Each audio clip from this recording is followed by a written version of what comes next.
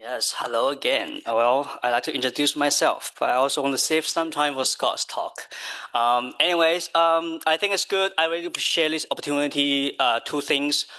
This has half point pesticide points, which is good because a lot of people are still asking me where they can get the points. And we have some in-person training and also a lot of online training for you to get points. So if you have the online ability to join some of the meetings, come talk to me if you need more points. There's different organization and different dates, so I just couldn't give you right now. But the second important thing for having this opportunity is allow me to have more time to talk about this new tool we developed under the Farm Data Tool platform. And this was the least physical goal, but we didn't think we are able to complete it or release before April 1st. But I'm very happy that our technology team and marketing team and almost whole company is helping to help with this launch before the growing season. So for the agenda, I'm going to spend most of time to introduce this tool and some of the features and how do you use it or to interpret the data to help with your management. I'm going to quickly show some slides on some of the old tools we developed over the years, and we did make some updates and changes that would make a better user-friendly experience for you. If I have 4 or 5 minutes at the end, I'm going to jump to the back to the ArcStation and open the web browser and show you this tool, especially for the wild blueberry management tool, to show you some of the test farms and test fields I set up over the winter and show you how that works, and also show you those tools that I'm going to mention in a second. Okay, I think there's some cards in the table or maybe outside the decks. So this is all picture we have. We didn't have the wild blueberry management tool on this card yet because we didn't know we are going to have this release on time or not. But we just put a sticker on top of it. But you can see the QR code. That's where you can scan and get into the platform. So for the wild blueberry management tool, it's available as of Monday, March 23rd. You probably got emails from different organizations or from the association's newsletter that are asking you to sign up or to give a try. It's under the Perennial Farm Data Tool platform, and this tool, the features available under this tool, I have summarized into 4 points. But the original goal was just trying to do some crop ear disease management, especially on monolinea blight management. But we get to able to put more models or tools into this new tool, so we are able to maybe expand some of the feature functions directly that you can see from the field page, and to track your crop stage and to monitor your field environment conditions.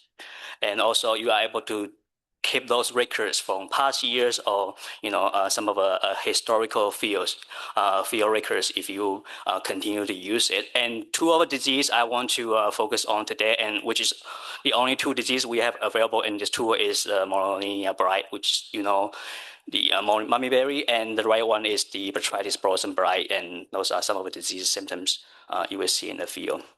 So this is what it looks like once you set up your field or your business, and that's another different separate topic. I'm going to talk about that in a second. But when you log in or when you set up and you log in, you're going to see a couple of boxes there. The first one is because you need to select the field and the year. So if you select 2026, it's going to show you the current condition. If you go back to 2025, which we don't have it because we only have this tool as December 2025. So, but in the future, if you go back to 2024, 2020, or 2026, or in the future, you are able to track those years data every time you log in. The second one would be you're going to see 4 summary tables, and I'm going to talk about each table in more detail in a second.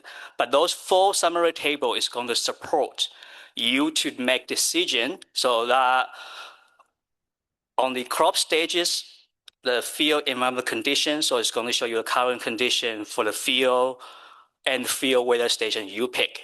It's also going to give you some forecast information on the diseases, and we are going to get into each in detail. So before we get to how to interpret those data, I still want to talk about the background, how we got to develop this tool, and it was all starting some of the technology fund Poenia have before 2020. So they are start looking into some of the POM-BRIGHT model that's used in apples and pears to manage their fire blight disease similar to monolinear blight. So Michelle Corton, she spent a lot of time and effort before 2020 to try to figure out everything. And then eventually she launched this tool in 2023.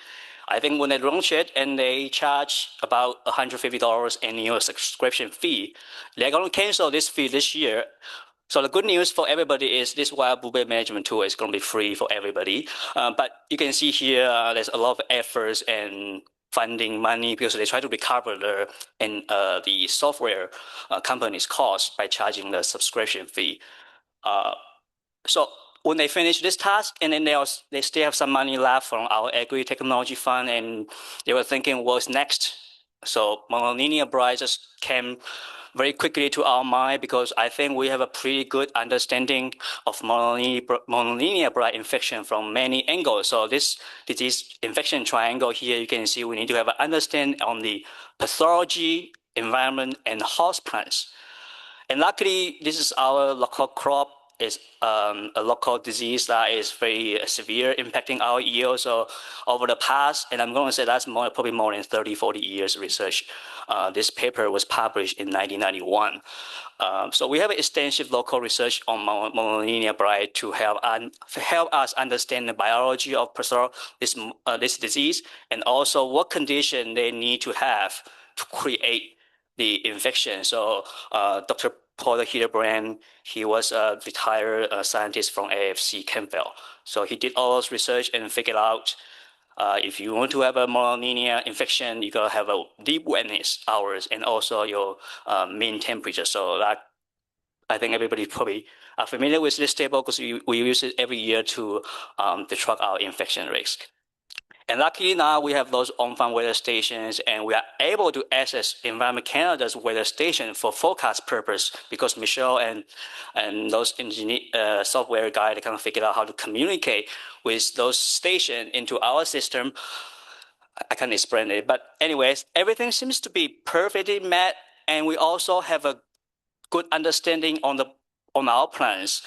We know if wild blueberry plant wants to get infected by a monolinear blight, they need to be in about 40% F2 to roughly around 80% F2. That's before you see your first unopened white flower.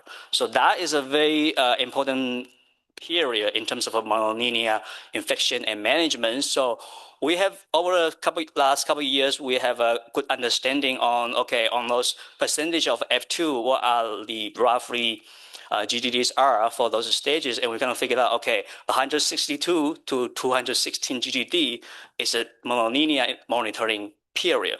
So the software guy told this information to the system and said, hey, only do this job to monitoring monolinear blight in this time of period.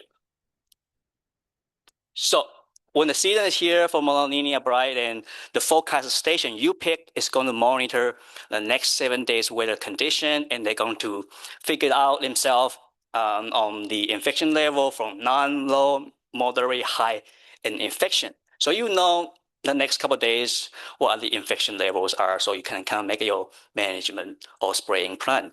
And in this blue box, we have a next 7 days infection risk. We also have a 2 days management outlook because it's important when you manage monolinear blight using fungicide.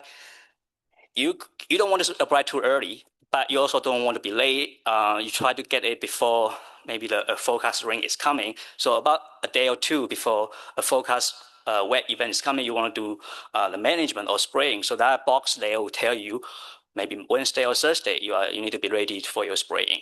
So that's kind of the whole idea or the purpose of the disease monitoring and alerting system. And what this system is going to help you is they're going to send email notification to your email every day.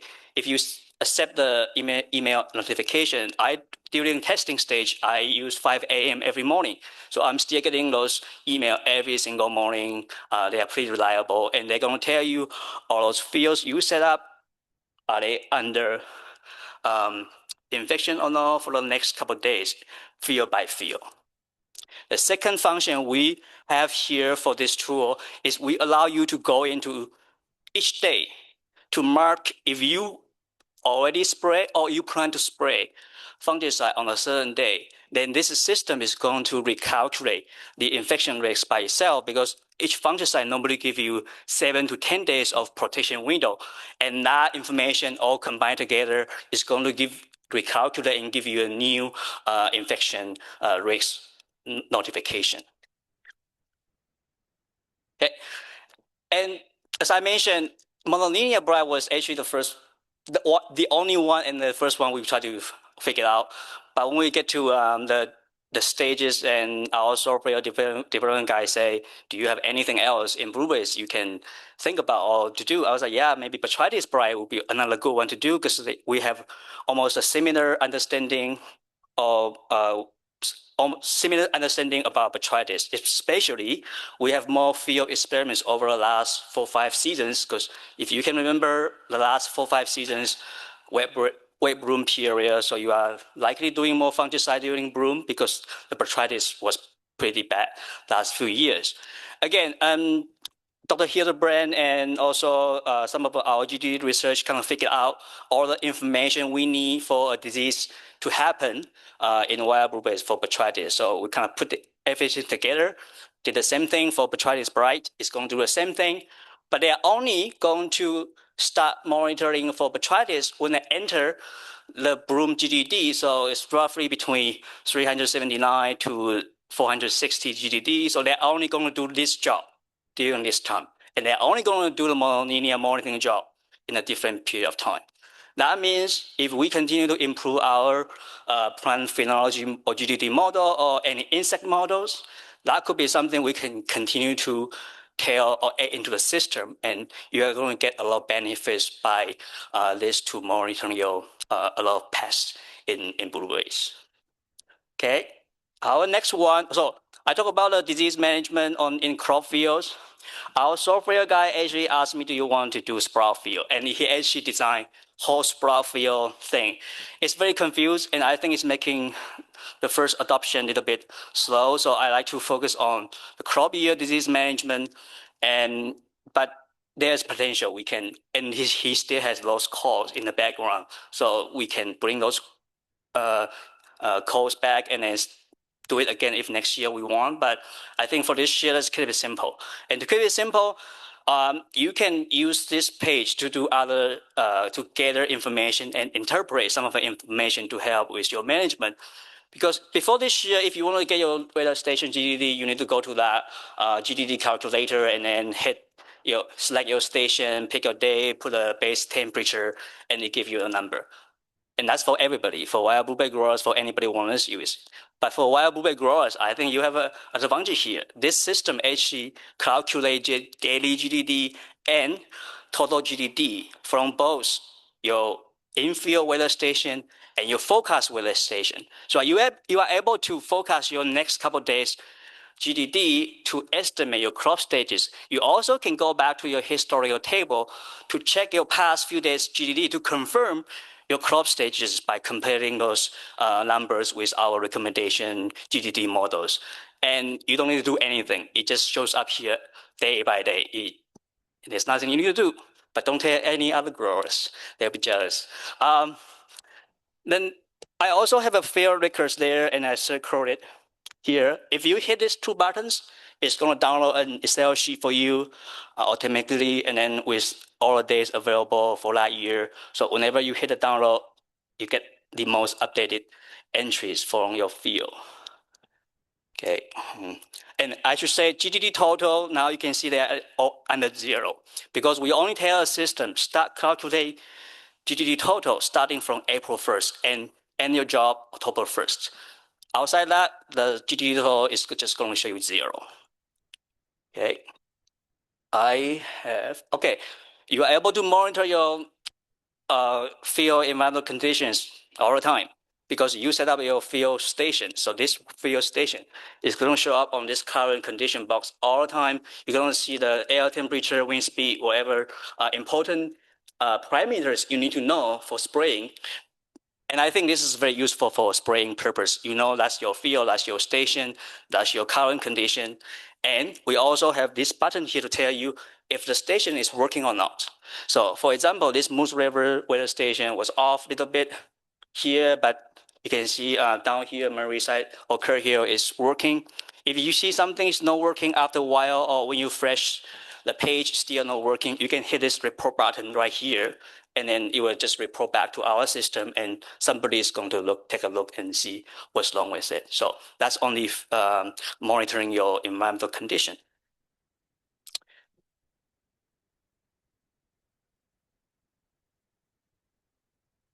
So I'd like to shout out to a few people or people who support this development, especially Michelle. She spent so much time and so much effort to build that foundation. The reason why we actually start working on this November last year. It only took us 3-4 months.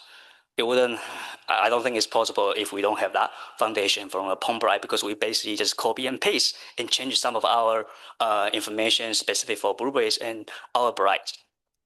So yeah, I really want to thank her on that effort, and also Andrew and Colin are our software development and technology specialists working on this over the winter time, and then the funding is coming from the Department of Agriculture, similar money that putting up all those weather stations.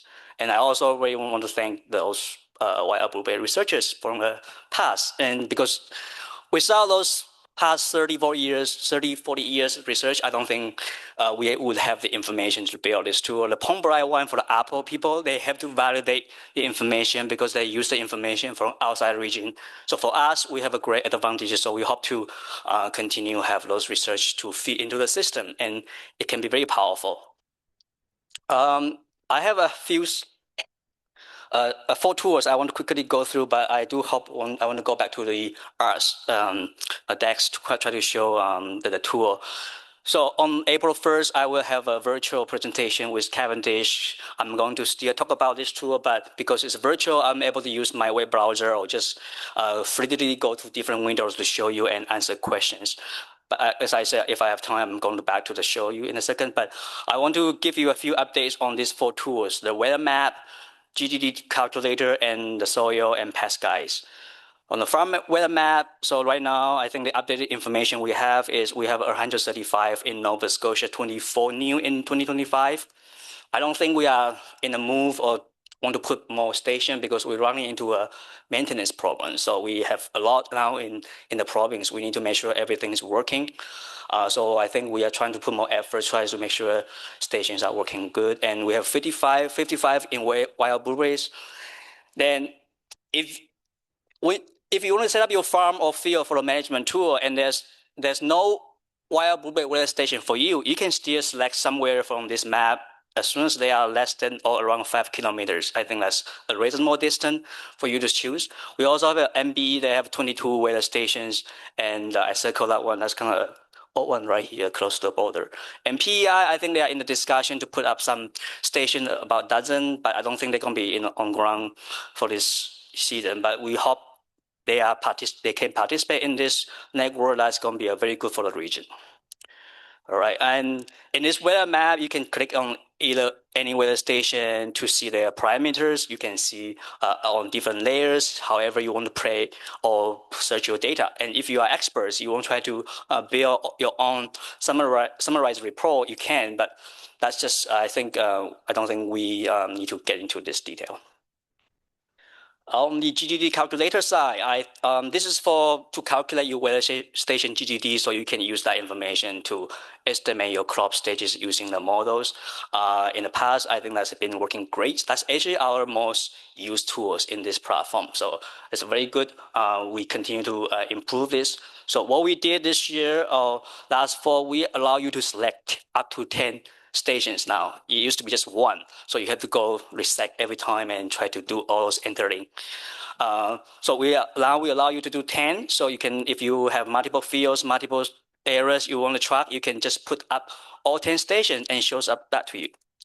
We also have a reference table, a local phenology model reference table that including any local crops or pests that validated in the province and are ready to use or for you to compare with your numbers. And we have strawberries, we have some wild blueberry, high bush blueberries. So in the high bush blueberries, you're going to see those sprout, crop years, emergency, F2 bloom, ripening GDDs, etc. And we have some researches in progress. I think we can have more adding in once they finalize their research. We also have this soil map. I think that's been there for very long, but I still want to encourage you to use it because it's very good. Last year when we tried to figure out where should I go to check for a drought fields, this map really helps because just pick wherever is sandier or where will be more prone to drought. So if you need some soil information for your maybe program application, I think that's a very good places to go. We also have a pest guide here, and we did some updates. So Michelle is going to did a presentation on April 21st, 12 to 1, because we couldn't get the points in time for this day. So we had to push to April 21st. I'm going to push that later on, but she's going to spend some time to talk about what other updates under the pest guide. A big update we have is we have a pesticide label link here. So if you click on this number, it will take you to Health Canada label search directly. And if Health Canada update or whoever update the label, this link still going to take you the most updated pesticide label. I think they told me how they figured that out, but it's a very good function because that always gives you the most updated labels. Last one we added a wild blueberry herbicide efficacy guide. We used the information from New Brunswick's weed management fact sheet. It lists all the weed species you have and also the chemicals available and see what is working on what. And we kind of translate that information into this system and more electronic and more accessible to everybody. If you are just on this pest guide, you can just go and see this information. I encourage you, if you are trying to understand more how to use this pest guide, go to this introduction meeting. It's very powerful. Once you know how to use it, you can search by pest, search by crop stage, search by a lot of wishes you want. Okay, that's the last slide I have. It's on the management tool, I should say, because we develop this very fast. But I do think it's ready to be rolling out and then for people to test. It's still in the beta stage, but I encourage you to use it because the more you use, we're going to gather more user data that help us to improve. If a few people use it, I think it's going to be fine because we are not doing a lot of data interaction in the system. But once you have more users going in, it's going to create a lot of flow, and we are able to see how we can improve this. I think it needs improvement, but let's see where we can improve. Yeah. Do I have a little bit more time? Maybe I'm going to save this for the Cavendish virtual meeting, April 1st. That'll be better because I'll be able to show the whole screen. But it will be the same idea on those screenshots I show you, and I'm going to have more opportunity to talk about this next. So yeah, we'll learn together, and I hope you have a chance to try it out, and hopefully it's a good one.